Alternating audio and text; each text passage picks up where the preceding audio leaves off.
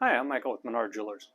Today I wanted to go over how much does it cost to get a ring sized and why you can't ever get a price from somebody over the phone. So the first problem is all salespeople in many industries are trained to get you into the store so they can sell you something. That's their job. It's what they're trained to do. It's not their fault. That's their job. But if you really needed to get an answer, you need to know 4 things in order for them to even maybe give you a price. So let's go over those.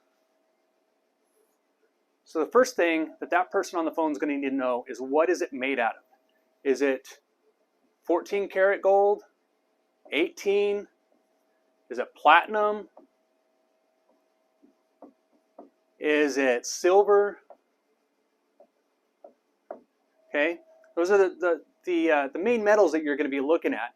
Is gold, platinum, 10, could even be like 10 karat gold, or maybe even some of your older European stuff will be 8 karat gold.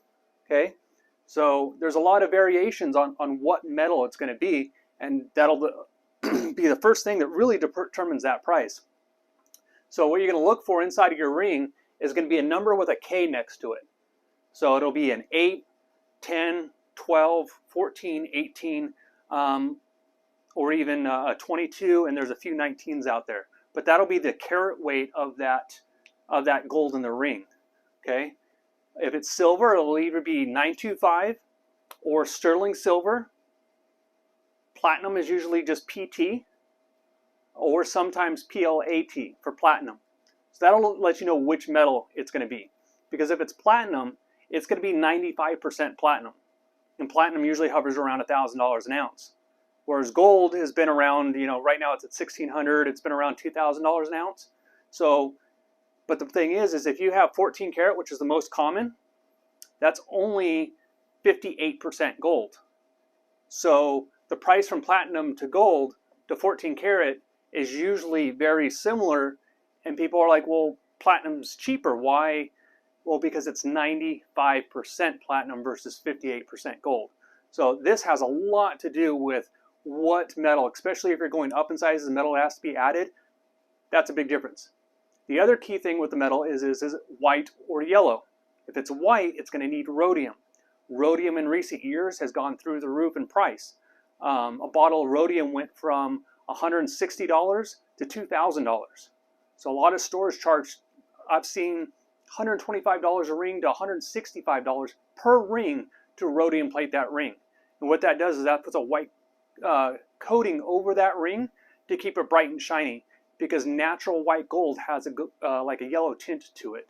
So if it's white gold, it's going to be more than a yellow gold ring. So the next thing you're going to want to know is it going up or down? Okay, so if it's going down, one price for going down, that's it, because you're cutting out a piece, you're soldering it, it's done. If it's going up one size, it'll be a price. But if it's going up 2 sizes, every size is another 2.2 millimeters thereabouts of gold that has to be added, or platinum or silver. But another 2 millimeters of gold has to be added for every size you're going up. So every size you go up, the price is going to increase. So if you don't know your finger size or the size of your ring or how many sizes, they can't give you an accurate price. It could be a big difference between if you're going up 1 size or 4 sizes. So the next thing that they're going to want to know is stones. Okay. Now, why do they want to know the stones that are in your ring? Not just the type of stones, but how many. So are they sizing a ring with a colored stone that might have to be removed and then put back in? Or is it a ring with micro pave all over it, and when they bend that shank and size it, are they going to have to go through and tighten 200 stones? Okay, so that's a lot of time at the bench that you're going to have to pay for to tighten all those stones. So what type of stone? Is it diamond or colored stones? Are there a lot of stones?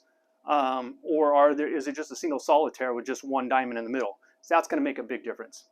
The last thing is the width of the ring.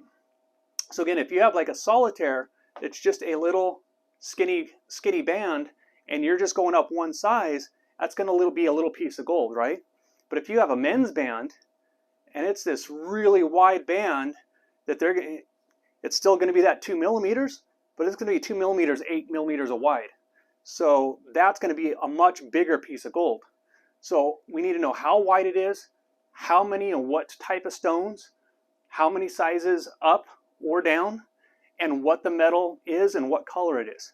With these 4 things, your local jewelry store can open up their blue book and tell you exactly how much that will cost, assuming you know all these 4 items.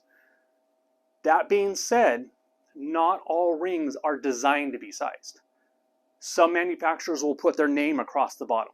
And so in order to size it, you're going to have to, if we're going down, you're going to be removing a section, and that's going to damage that manufacturer's logo or name that's across the bottom.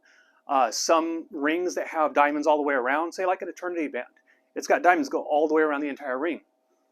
That's a whole nother process to size that won't apply to any of this, because you're either going to have to open it up and add more diamonds in order to make it bigger, or add a piece of metal to it, or you're going to have to subtract diamonds and remove diamonds.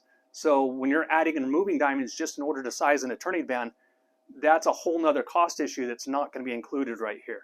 So not all rings can be sized, especially if they're not a noble metal here. But this is the basis on what the Blue Book is based on, is these 4 items right here to come up with how much it's going to cost. And then depending on how much that store charges per hour for labor, just like your automotive repair, your automotive shop's going to charge you an hourly labor rate, same as any jewelry repair. So based on how long it takes to go up 3 sizes with a ring with 200 stones, that amount of time will be based on your jewelry store's labor rate. I hope this helps, and will kind of give you an idea of how jewelry stores come up with the prices that they give you for sizing rings.